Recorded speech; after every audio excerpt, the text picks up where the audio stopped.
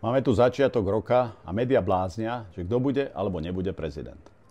Progresívci sa bijú za Korčoka, časť koalície za Pellegriniho a Danko bojuje o svoje politické prežitie v Slovenskej národnej strane. Len taká úvaha. Komu to najviac prospieva? Skúste hádať.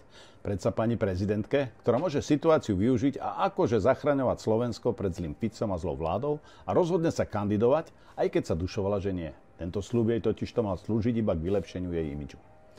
Znie to možno neuveriteľné, ale Korčok už teraz plní úlohu bieleho koňa a keď by táto situácia nastala, kľudne sa zdá v prospech Čaputovej. Že to je fikcia? Možno. Ale v marazme progresívno-liberálneho myslenia nie nereálna. Toto by mohlo spôsobiť, že dve kolá nebudú potrebné. Treba rátať s každou alternatívou a občan nesmie byť oklamaný hrami progresívcov, mimovládok a zahraničných donorov. Aj toto môže byť za Pellegriniho hrou na čas.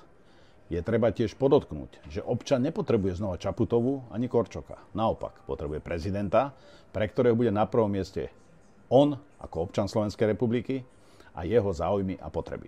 Nie záujmy mimovládok Bruselu či Washingtonu. Slovensko potrebuje prezidenta s vlastným názorom a vlastným rozumom, ktorý bude vždy hrdo obhajovať záujmy Slovenska.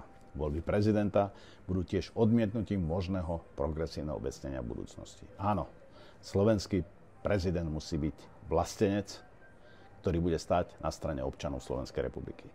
Vážení priatelia, dovolte mi popriať všetko najlepšie v 2024 roku, veľa zdravia a pozitívnej energie.